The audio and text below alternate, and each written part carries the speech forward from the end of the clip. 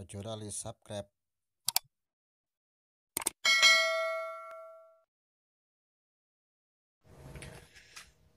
Assalamualaikum warahmatullahi wabarakatuh. Bismillahirrahmanirrahim. Alhamdulillahirrabbilalamin. Wassalatu wassalamu ala sayyidina Muhammadin wa ala alihi wa sahbihi ajma'in, amma ba'du. Yang kami hormati para mahasantri Madin Ula 17, 18, 19, dan 20. Marilah kita lanjutkan ngaji kita Mabadiul Fiqhiyah juz 4 tentang rukun-rukun sholat. Sebelumnya kita hadiah Fatihah dulu pada junjungan kita Nabi besar Muhammad SAW, dan harapan semoga kita di akhirat mendapatkan syafaat dari beliau. Biqaulina Allahumma sholli wa sallim wa barik alaihi ila hadratil Mustafa Muhammadin sallallahu alaihi wasallam wa ala alihi wa ashabihi wa dzurriyyati wa ansari wa li baiti wal mu'allif al kutub allati ta'alamna wa 'alamnaha wa ma syaikh ustadzina min al-Fatihah. A'udzu billahi minasyaitonir rajim. Bismillahirrahmanirrahim. Alhamdulillahi rabbil alamin arrahmanir rahim maliki yaumiddin iyyaka na'budu wa iyyaka nasta'in ihdinas siratal ladzina an'amta 'alaihim ghairil maghdubi 'alaihim waladdallin. Amin. Bismillahirrahmanirrahim. Kemarin kita sudah sampai ke rukun yang keempat. Sekarang kita lanjutkan pembahasan rukun sholat yang kelima. Al-khamisu utai kang kaping 5. Al-khamisu utai kang kaping 5 iku ar-ruku'u ruku'. Iku ar-ruku'u ruku' wa tuma'ninatu lan tuma'inah atau antang. Wa tuma'ninatu lan anteng fihi ing dalam ruku'. Fihi ing dalam ruku'. Rukun sholat yang kelima adalah ruku' dan toma'ninah. Berarti kita setelah membaca Fatihah selesai, terus kemudian kita disunahkan untuk membaca surat, kita melakukan gerakan ruku'. Dari perpindahan membaca Fatihah ke ruku' itu ada yang namanya takbir. Ada disunahkan kita membaca takbir intikal namanya. Takbir yang digunakan untuk berpindah rukun dari satu ke rukun yang berikutnya namanya takbir intikal. Dan disunahkan lagi pada ketika rukuk kita mengangkat tangan. Jadi kita ketika takbir disunahkan mengangkat tangan itu pada empat tempat. Yang pertama ketika takbirut ihram kita disunahkan untuk mengangkat tangan. Ketika rukuk kita juga disunahkan mengangkat tangan. Kemudian ketika i'tidal disunahkan untuk mengangkat tangan, dan bangun dari tasyahud awal. Setelah saya tasyahud awal kita akan bangun, maka kita disunahkan untuk mengangkat tangan. Allahu Akbar. Rukuk secara bahasa itu artinya menunduk, membungkukkan tubuh. Itu secara bahasa. Secara syariah yaitu gerakan membungkukkan tubuh setelah membaca surat Al-Fatihah. Sedangkan rukuk yang sempurna itu dilakukan ketika proses membungkuk itu antara tubuh punggung dan leher dan kepala itu lurus. Jadi posisi kepala, leher sama punggung itu lurus seperti papan. Terus kemudian lututnya itu harus tegak, tidak boleh agak ditekuk, tidak boleh, harus lurus. Terus kemudian telapak tangannya ini meraih lutut, gerakan dalam rukuk. Pada waktu rukuk itu juga ada rukun di dalamnya yaitu toma'ninah. tomak ninah itu artinya apa ya? Anteng. Yaitu apa ya? Sekiranya anggota tubuh telah tenang. Jadi ketika kita gerakan rukuk, tubuh kita itu tenang, diam di antara dua gerakan. Seukuran apa? Seukuran orang itu membaca kalimat subhanallah, subhanallah. Misalkan kita rukuk, subhanallah, kita sudah dikatakan sebagai tomanina. Kalau bacaan subhana rabbiyal azimi wa bihamdih, itu punya ya sunnah bacaan. Kemudian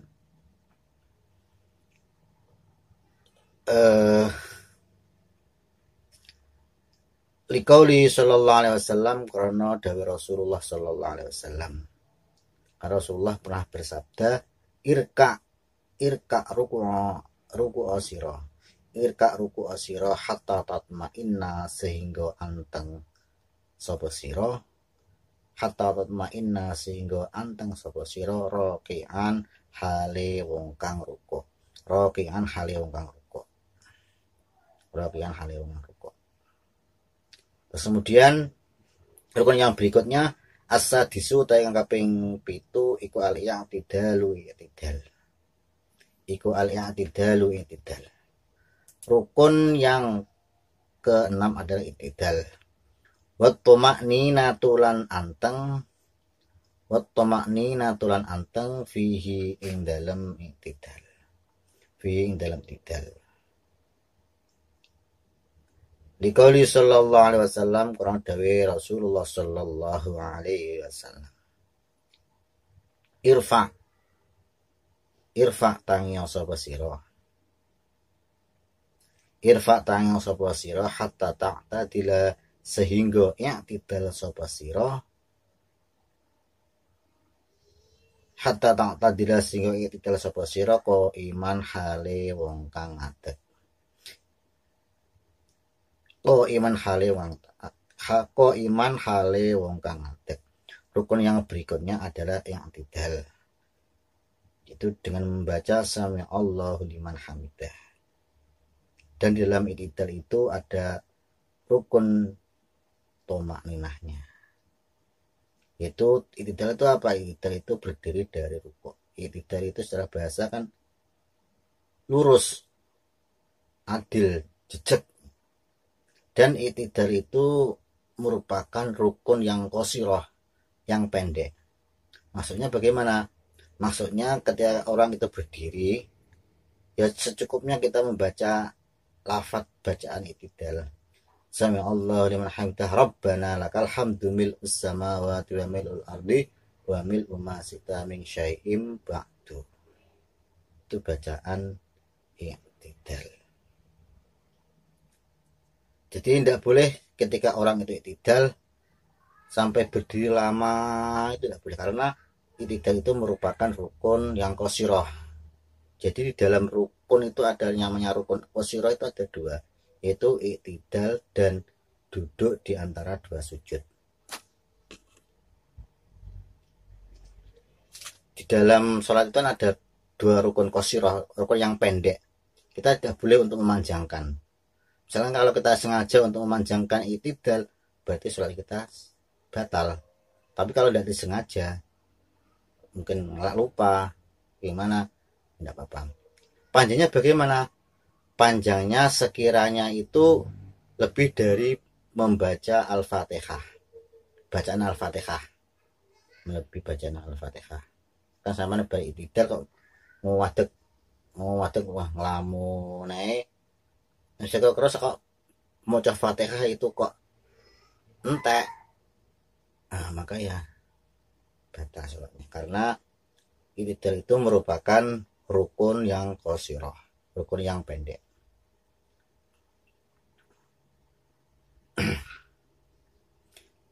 Pada saat i'tidal kita disunahkan apa itu? Tangannya itu dilepaskan lurus ke bawah, diluruskan. Ketika i'tidal itu kan kita disunahkan untuk mengangkat tangan sami Allah liman hamidah. Terus kemudian tangan itu dilepaskan, disunahkan dilepaskan, tidak disedekap lagi, disunahkan. Jadi dulu itu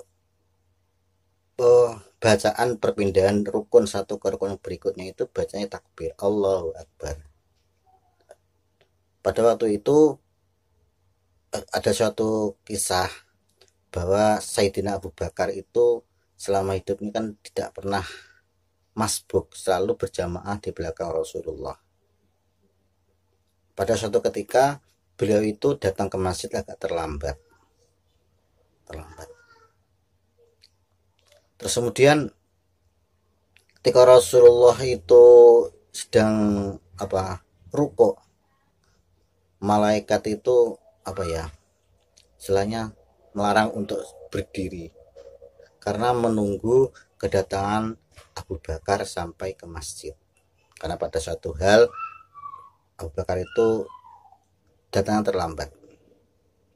Kemudian ketika sampai ternyata Rasulullah masih rukuk itu lama banget,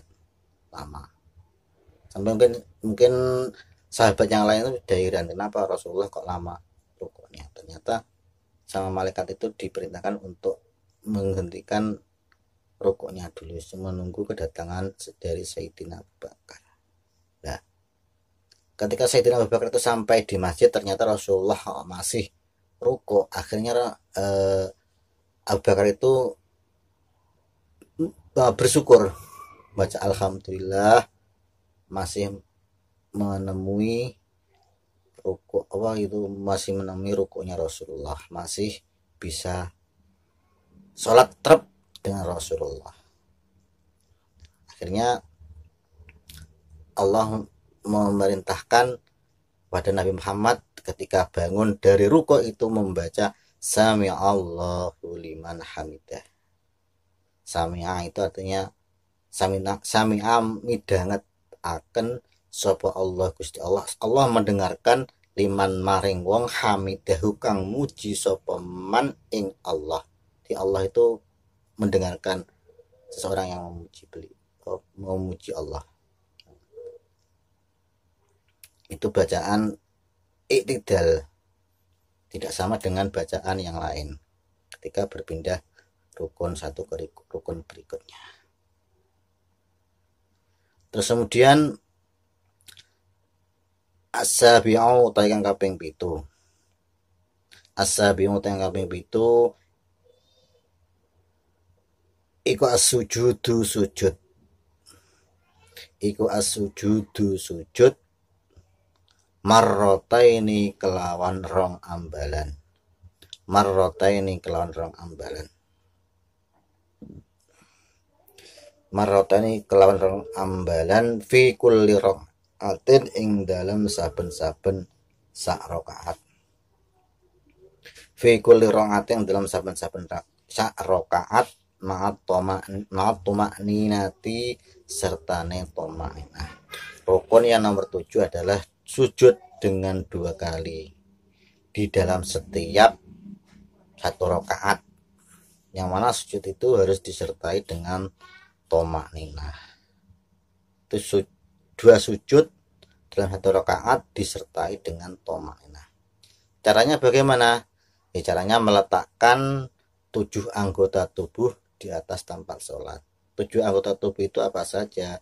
Yaitu kening, kemudian kedua lutut, kedua telapak tangan ini, kemudian telapak jemari kedua kaki. Kan jari-jari telapak jemarinya ini mancat, bukannya yang ini telapak, tapi telapak jarinya, jari kaki. Adapun yang disunahkan dalam pelaksanaan sujud sebagai berikut. Jadi dalam setiap sujud itu ada kesunahan.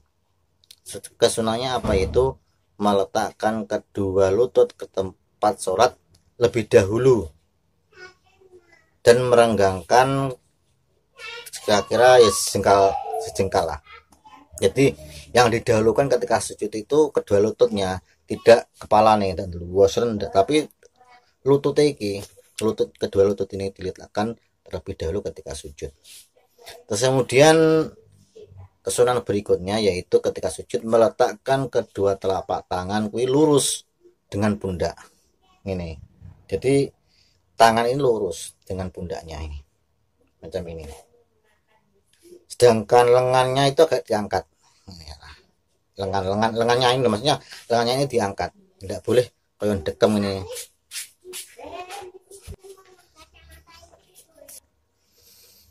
Itu apa itu jadi tidak boleh lengannya ini diletakkan di tempat sujud, berarti harus diangkat lengannya seperti begini, tidak boleh dekem kayak kademen, tidak boleh kayak apa ya, kayak harimau ini. Ya kemudian apa, merapatkan jari dengan tanpa digenggam. Itu jari ini rapat dengan tanpa gegem, tidak boleh gegem. Jadi jarinya itu diruskan ke arah kiblat.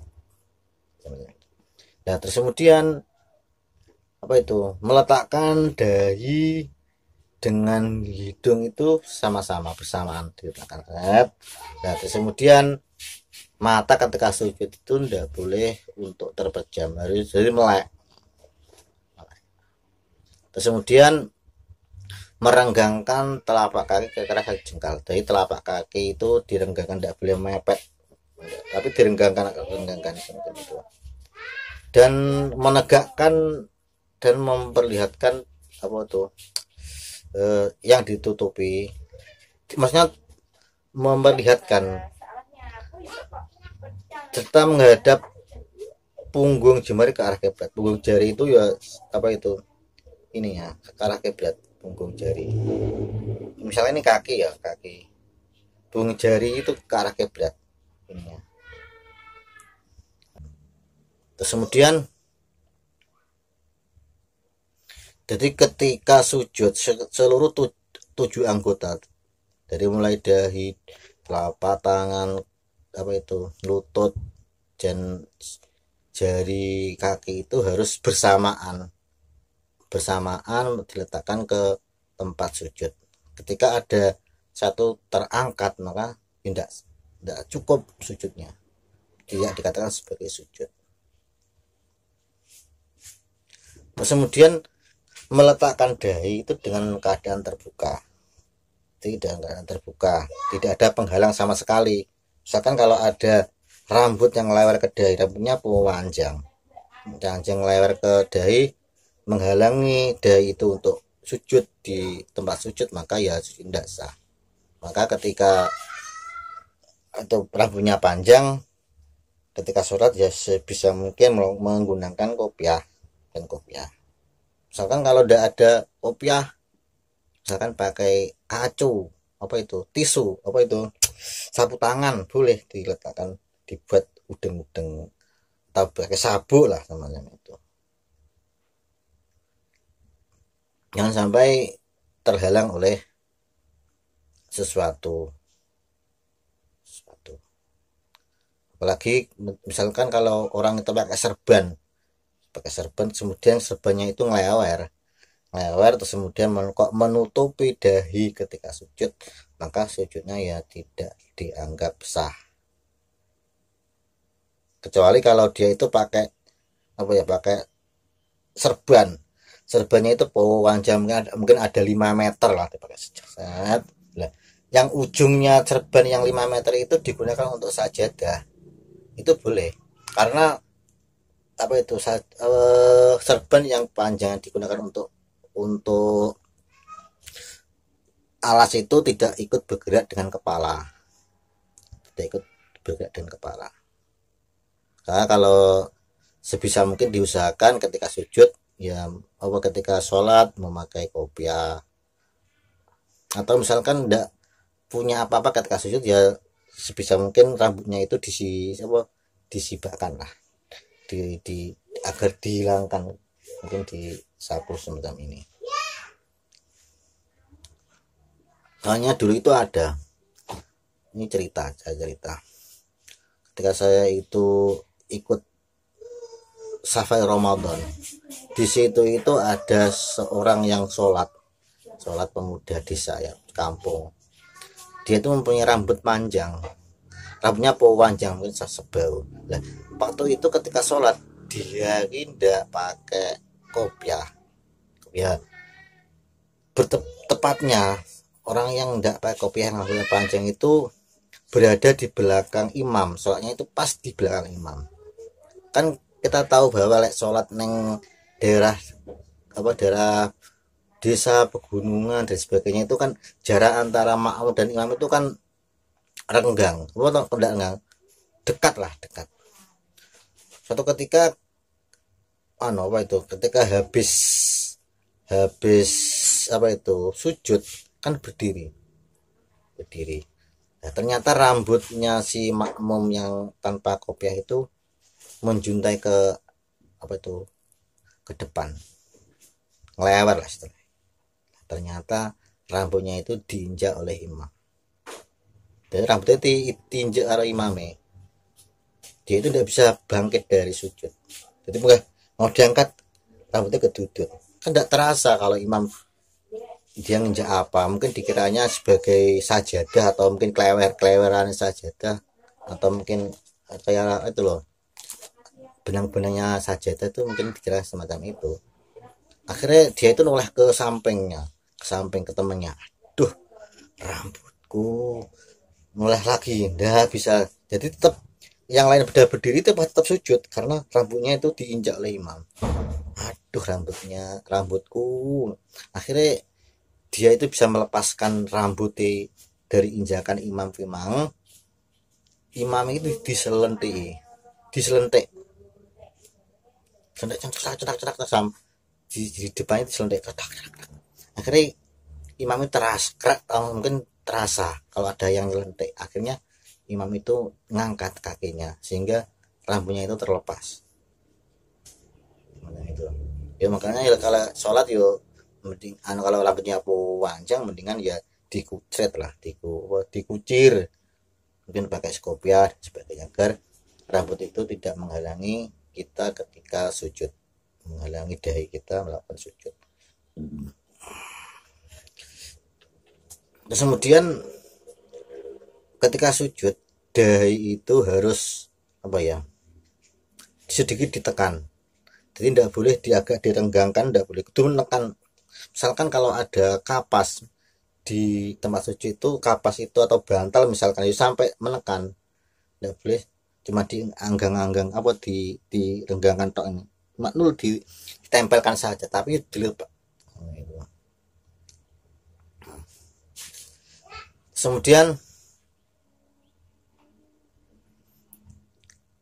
Kemudian Rasulullah pernah bersabda di qauli sallallahu alaihi wasallam, karena dawe Rasulullah sallallahu alaihi wasallam, usjud sujuda sira, usjud sapa sira hatta tatma'inna sehingga tamakninah sapa sira, hatta tatma'inna sehingga tamakninah sapa sira, sajidan hale wong kang sujud, sajidan hale wong kang sujud.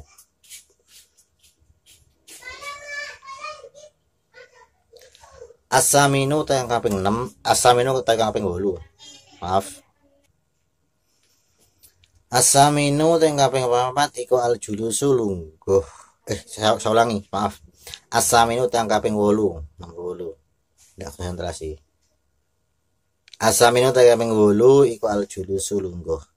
Asaminu tayang kaping 8 iku al julusu lungguh. Benas sajdataini ing dalam antarane sujud loro. Benas sajdataini ing dalam antarane sujud loro. Rukun yang berikutnya adalah duduk di antara dua sujud.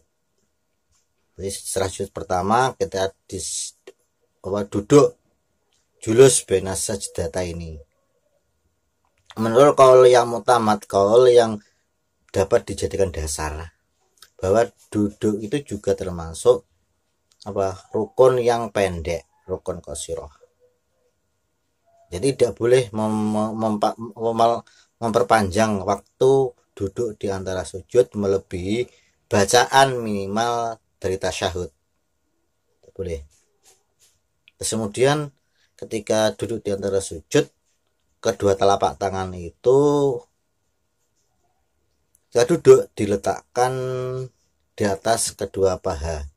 Jadi kedua telapak tangan ini diletakkan di atas paha, yang mana ujung jari yang tengah ini itu ya lurus dengan lutut,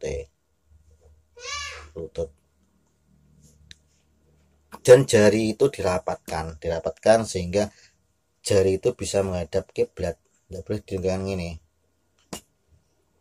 Nah ini kan kabeh menghadap ke kiblat jari-jarinya.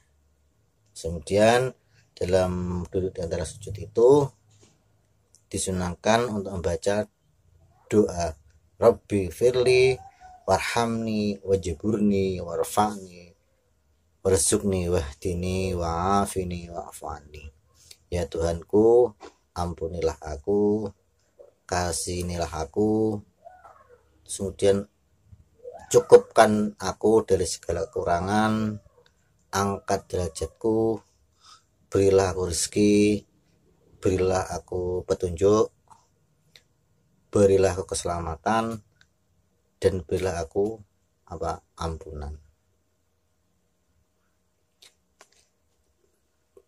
Liqauli sallallahu alaihi wasallam, kita lanjutkan liqauli sallallahu alaihi wasallam, karena dawe Rasulullah sallallahu alaihi wasallam, irfa tangyo sapa sira hatta tatfa inna, sehingga anteng sapa sira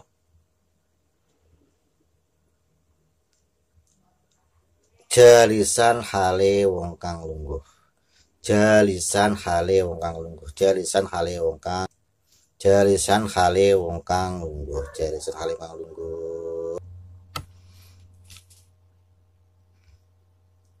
At-tasi'u utawi kaping 9. At-tasi'u utawi kang kaping 9. Rukun yang nomor 9 iku al-julusu lungguh. Lit tasyahudi karana tasyahud. Al-akhiri kang akhir. Wat tasyahudu lan maca tasyahud, membaca tasyahud, membaca at-tahiyat. Wat tasyahudu lan maca tasyahud fihi ing dalam julus. Wassalatu lan donga solawat alan nabi ing atase Kanjeng Nabi Muhammad sallallahu alaihi wasallam fit tasyahudi ing dalem lungguh tasyahud al-akhiri kang akhir. Rukun yang nomor 9 yaitu duduk tasyahud akhir, lungguh duduk tasyahud akhir itu merupakan rukun sholat, salah satu rukun sholat. Ya, posisi duduk dalam tasyahud akhir yaitu duduk secara tawarruk itu kalau dalam kitabnya itu maknanya lungguh ason yo lungguhe kaya asu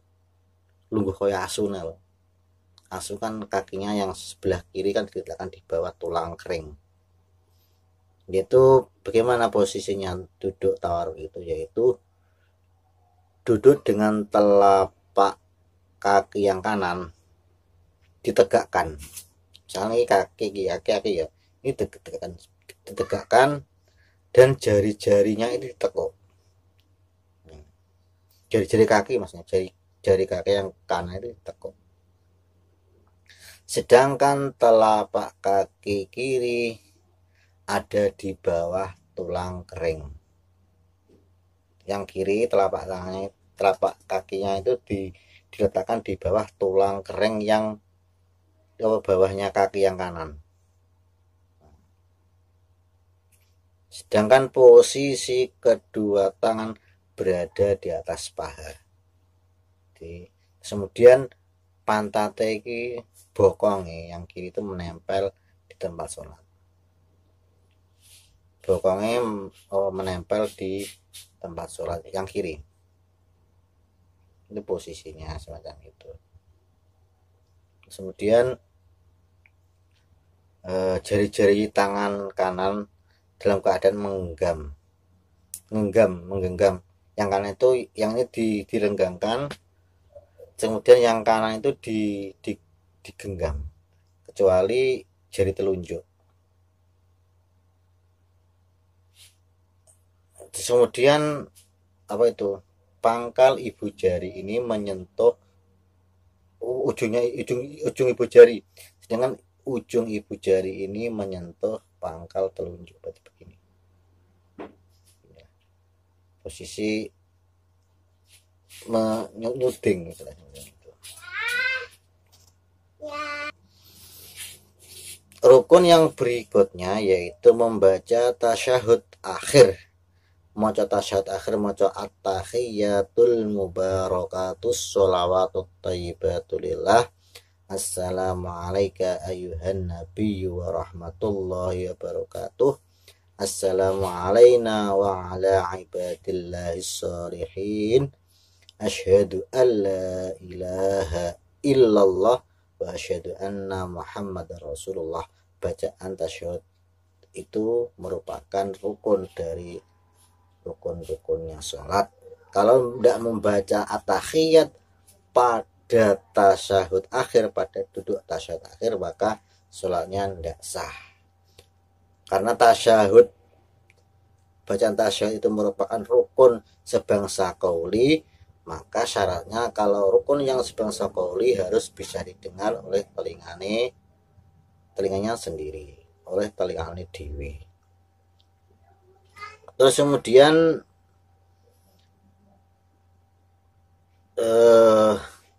rukun yang berikutnya dalam rangkaian duduk tasyahud akhir itu membaca sholawat. Membaca sholat pada tasyahud akhir iku hukume wajib. Maka ketika tasyahud akhir kalau tidak mau sholawat pada Nabi, maka ya tasyahudnya tidak sah, sholatnya ya tidak sah. Bacaannya yang sepertinya bagaimana? Yaitu membaca sholawat Ibrahimiyah, sholawat Ibrahim. Bagaimana bacaannya? Ya Allahumma sholli ala sayyidina Muhammad wa ala ali sayyidina Muhammad kama shallaita ala sayyidina Ibrahim wa ala ali sayyidina Ibrahim wa barik ala sayyidina Muhammad wa ala ali sayyidina Muhammad kama barakta ala sayyidina Ibrahim wa ala ali sayyidina Ibrahim fil alamina innaka hamidum majid. Itu bacaan yang sempurna ketika tasyahud akhir. Jadi maca sholawat biasa ya boleh, Allahumma sholli ala sayyidina Muhammad, kemudian salam, wis cukup. Tapi kalau yang sempurna ya semacam itu. Al-ashiru utai kaping 10. Kita lanjutkan al-ashiru utai kaping 10. Rukun yang nomor 10 apa? Iku atas 5 ulo salam. Atas 5 ulo salam al-ula kang awal. Rukun yang nomor 10 adalah uluk salam dengan menoleh. Benar, assalamualaikum, bacaan assalamualaikum dengan menoleh assalamualaikum. Yang pertama. Yang kedua, hukum sunnah. Itu merupakan rukun-rukun ketika sholat. Uluk salam yang pertama. Bawing bare salaman wiritan monggo. Itu boleh. Sama bersalam assalamualaikum sano ya boleh. Tidak balik ngene assalamualaikum ndak oleh berikutnya ndak. Yo boleh. Yang penting uluk salam yang pertama assalamualaikum. Kemudian balik kemudian malah yang kiri itu sunnah. Setelah itu ya sampean salaman, kemudian wiritan, nyekel HP yo lah, secara oleh yo njoto si koncone, misalkan bersalam kok nganu koncone ngetak, misalkan ngompleng temene kuwi sih ndak oleh. Zaman bersyarat salam melayu lamcing, saya lamcing, salam langsung pelencing, yo oleh hai. Oleh hai. Jadi lebih baik yo wiritan lah, wiritan itu lebih baik. Menyempurnakan kesunahan-kesunahan itu dibuat untuk menyempurnakan apa kewajiban-kewajiban dari sholat. Kesunahan dalam sholat, kesunahan mungkin wiritan dan sebagainya, beristighfar dan sebagainya. Al-adzan wal iqamatu wallahu a'lam bishawab. Demikianlah apa yang kita bahas tentang rukun-rukun sholat dari mulai pertama sampai yang terakhir uluk salam. Semoga ada manfaatnya. Kalau ada kurang lebihnya saya minta maaf. Ihdinas shiratal mustaqim. Akhirul kalam. Wassalamualaikum warahmatullahi wabarakatuh.